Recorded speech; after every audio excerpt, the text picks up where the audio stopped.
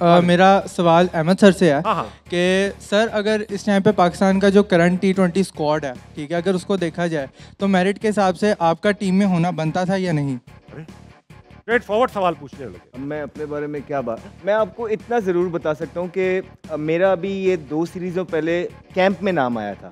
तो कैंप में नाम परफॉर्मेंसेस के बाद आता है और उसके बाद बगैर बताए निकाल दिया गया। अब या तो वो जो कैंप में मेरा नाम आया था वो गलत आया था या मुझे निकाला गलत किया, इससे आगे मैं बात नहीं करूँगा। लेकिन है बनता है, अगर मैं एज ए सिलेक्टर हूँ तो क्योंकि जिस टाइप की ये इसने क्रिकेट खेली है या जिस टाइप का ये क्रिकेट खेलता है, आई थिंक मेरा मॉडर्न क्रिकेट में इज द बेस्ट ओपनर। और मैं हमेशा इस बात में कहता हूँ कि देखें, मुझे ऐसा लगता है समटाइम्स जो है ना पाकिस्तान में नसीब की चीज़ें, लक फैक्टर भी बहुत काउंट करता है। लेकिन देखें, हम सबको पता है, मैं बहुत छोटा था जब मैंने अहमद भाई को, मैं इनके साथ काफ़ी क्रिकेट खेला हूँ। लाहौर लाइन से पहली दफ़ा मैं सिलेक्ट हुआ था, फिर हम मैच में, तो ये हमेशा से जो है ना हम सबको ही पसंद थे। ऐसा नहीं था, हमारी आवाम को भी और हमारे प्लेयर्स को भी। मतलब जिस तरह की उस वक्त क्रिकेट खेलते, जब मैंने 2012 में जब पहली दफ़ा अहमद भाई को देखा, मुझे याद है, इनको याद होना हो कि इस्लामाबाद के अगेंस्ट मैच था LCCA में, मैं इनके साथ ओपन कर रहा था, तो इन्होंने कहना नहीं चाहिए, गुली भाई अपने बिल्कुल एंड पे थे, तो अहमद भाई ने सिर्फ छक्कों पे रखा हुआ था। तो अल्हम्दुलिल्लाह जिस तरह का इनके पास टैलेंट है, मैं स्टिल बिलीव करता हूँ। मैं अहमद भाई को एक बड़े भाई के पे सजेशन भी देता हूँ कि दोबारा से जो है अपना वो वाला फाइटिंग स्पिरिट लेके आए जो इनमें है, और जो है वापस से जो है अपना जो है, मैं चाहता हूँ कि ये बात सही है कि ये शुरू से ही जिस तरह अग्रेसिव बोलता है, लेकिन उतना ही अग्रेसिव अच्छा क्रिकेट भी खेलता है। ये आज से नहीं, ये भी उस टाइम की मॉडर्न क्रिकेट खेल रहा है जब, आज तो खैर बहुत ज्यादा फास्ट है, लेकिन ये बहुत देर पहले ये भी बहुत आपने अच्छी बात की। अगर आप सिलेक्टर होते तो आप इनको रखते किसकी जगह रखते? यार वो देखो, हर बंदे का अपना अपना व्यू है, किसकी जगह रखना किसकी जगह नहीं रखना। लेकिन अगर मैं सिलेक्टर होता, आपका व्यू पूछ नहीं तो जाहिर बात है, देखो ना, एज ए ओपनर देखो डिफरेंट जॉब्स है। आप वन डाउन प्लेयर है, मिडिल ऑर्डर प्लेयर है, ओपनर्स है, तो जाहिर बात है ओपनर्स, ये ओपनर है। तो आजकल की जो क्रिकेट हो रही है, जिस टाइप का ये क्रिकेटर था, तो मेरा ख्याल है कि एज ए ओपनर ही सिलेक्ट करता। थैंक यू इमरान भाई, वेरी गुड, ठीक है अहमद भाई, थैंक यू। कैसे हैं आप? ठीक है, हाँ। अगला सवाल की तरफ चले। चलो अगला सवाल। अस्सलाम वालेकुम। वालेकुम सलाम। उस्ताद क्या नाम? जान वली। पुख्तनी है जी? पुख्तने जी सर। करता नहीं है जी? करता नहीं है। चलो जी, स्वाद ना है जी sir. Welcome to the show. खत्म हो गई पश्तो है वहीं पे दो लोगों में। ना देखो पुख्तनी है मां बोलते हैं तो है देखो वेल है, आपको पता है कि पुख्तनी है मां। बिल्कुल सर। Very good. बखैर मेरे को इतनी आती, उसकी दुनिया आपकी खत्म होगी। अच्छा भाईजान, तो कोई सवाल है? जी सर। करो ना सर। मेरा सवाल आप चारों से ये है कि अगर करंटली आप चीफ सिलेक्टर होते चारों में एक, तो आप आजम खान और हारिस में वर्ल्ड कप के लिए किसको पिक करना था? आजम खान और हारिस में मोहम्मद हारिस। इमरान भाई, आप तो सिलेक्टर बनना भी चाह रहे हो। देखिए मैं एक बात बताऊं, हारिस जिस टाइप का प्लेयर है वो एज ए ओपनर है। ठीक। हाँ, आजम खान मिडल ऑर्डर में। ठीक। ये पता होना चाहिए आपको। देखो, हर आदमी की अपनी अपनी जॉब है। जो ओपनर है वो ओपनर की जगह आएगा, जो मिडिल ऑर्डर है वो मिडिल ऑर्डर में आएगा। आप इन दोनों में कंपेयर करो तो वो हर बंदे का अपना अपना व्यू है। मैं एज ए सिलेक्टर हूँ तो मैं हारिस को पिक करके मैं ओपन ही करवाऊंगा, बिकॉज वो ओपनर अच्छा खेलता है, और आजम खान मिडिल ऑर्डर का प्लेयर है। ठीक है अहमद भाई। तो देखें, nothing against Haris at the moment, लेकिन हारिस ने बहुत कम डोमेस्टिक क्रिकेट खेली है। इमाम विल एग्री विद मी कि किसी भी प्लेयर को पाकिस्तान खेलने से पहले कोई थोड़ा टाइम डोमेस्टिक क्रिकेट को रगड़ा लगाना चाहिए।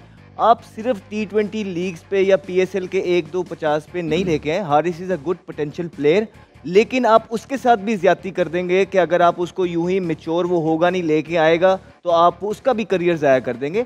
थोड़ा सा उसको खेलने दीजिए, इंशाल्लाह जब वो परफॉर्मेंस करेगा, अपने फेलियर से सीखेगा, अपनी बेसिक्स को स्ट्रॉन्ग करेगा, वो टीम में आ जाएगा। लेकिन it's too early for him at the moment. अच्छा अहमद भाई, आजम ने भी डोमेस्टिक नहीं खेली थी, उसका तो जिक्र नहीं किया। अब उसको लाया है। देखिए, उसकी एक तो उसकी फिटनेस भी इस तरह की है, तो पता है आपको क्यों लाया गया? वो इसलिए लाया गया क्योंकि पूरे पाकिस्तान में उस नंबर का प्लेयर नहीं है, नहीं तो आजम खान टीम में नहीं आते। मसला ये है कि वो मजबूरी की तहत आए हैं। आपकी जो लेबोरेटरी पीछे डोमेस्टिक को हम जो कहते हैं इज्जत दो, हम जो कहते हैं डोमेस्टिक के प्लेयर लेके आओ, वहाँ प्लेयर प्रोड्यूस होना बंद हो गए हैं। दैट इज व्हाई उसको लेके आया गया है। इमाम, मैं आपके पास आऊंगा ये सवाल लेकर, मगर अहमद भाई आपसे अभी कंटिन्यू करूंगा कि इंडिया का डोमेस्टिक सर्किट बहुत स्ट्रॉन्ग सर्किट है। आप जानते हैं ये सब बात अग्री करते हैं। 11 साल से उन्होंने भी कोई ICC की ट्रॉफी नहीं जीती, क्यों? 11 साल से ICC की ट्रॉफी। MS धोनी आखिरी 2011 2013 के बाद से नहीं जीती ना।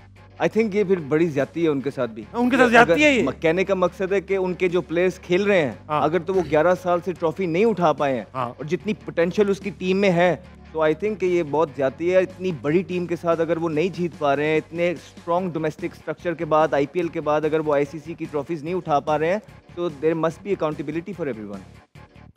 अब मैं क्योंकि इसलिए इंडिया का सवाल पूछ रहा हूँ, इमाम के स्ट्राइक रेट भी सबका अच्छा है, उसके अंदर स्टार बैट्समैन भी हैं, स्टार बॉलर्स भी हैं। अगर किसी से पूछूंगा इंडिया एक स्ट्रॉन्ग टीम है, वो बोलेंगे स्ट्रॉन्ग टीम है। अगर पूछूंगा उनके सिस्टम में उनके बोर्ड में सिस्टम है, तो आप सब बोलेंगे सिस्टम है, नंबर 1 लीग है। ट्रॉफी नहीं है, क्यों? इसका सवाल का जवाब तो वो बेहतर खुद प्लेयर ही दे सकते हैं, लेकिन अभी देखें, अभी वो अगर आप उनकी रैंकिंग्स देखें उनकी टीम की, वो इस वक्त नंबर 1 है, T20 में, टेस्ट में भी 1 है।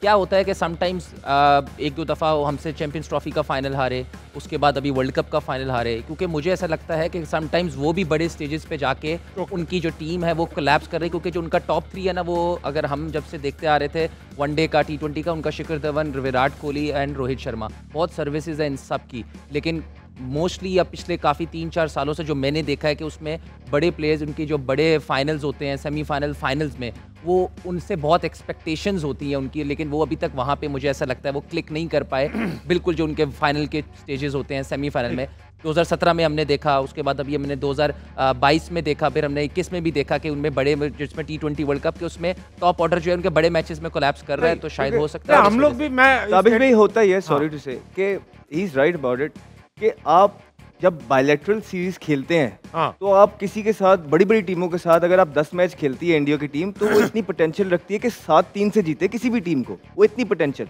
लेकिन वर्ल्ड कप में फिर ऐसा होता है कि नॉकआउट स्टेजेस पे आके एक मैच हारे, आप बुरा खेले एज अ टीम और आप बाहर हो जाते हैं। ये जैसे अभी आपके सामने हमारे साथ वनडे में हुआ, पिछले 7 साल से मैं, बाबर और फखर 7 साल से ओपन करते, हमारी हर बायलैटरल सीरीज में हमारी रैंकिंग भी 1, 2, 3 चल रही थी। मैं वही बता रहा था, तो उसमें फिर हमारी रिस्पॉन्सिबिलिटी बनती थी कि जब वर्ल्ड कप के स्टेजेस आए तो हमारे लिए टीम हमसे काफ़ी उम्मीदें लगाई थी, तो जिस वजह से हमने वो परफॉर्मेंसेज नहीं दी, उसकी वजह से पाकिस्तान टीम लेट डाउन हो। तो वो बहुत इंपॉर्टेंट होता है कि जो अगर आप 6-7 साल से खेल रहे हो और उस पर अगर आपकी रैंकिंग भी है, उस रैंकिंग का क्या फ़ायदा कि अगर मैं नंबर 2 था लेकिन बड़े स्टेजेस पे परफॉर्मेंस नहीं आ पाई। और ताबिश भाई, बड़ा क्रिटिसिज्म होता है उन पे इस चीज़ का। अगर आप रोहित पे देखें पिछले साल भी, और उससे पहले विराट पे भी देखें, इस चीज़ का बहुत क्रिटिसिज्म हुआ, और विराट को इसीलिए उतारा भी गया, इसीलिए कप्तानी उनकी चेंज की गई, ये सारी चीजें, कि वो ट्रॉफी लेके आए नहीं पाए। तो आई थिंक वो they face the same sort of music, क्योंकि वहाँ की जो अवाम है वो बड़ी पैशनेट है।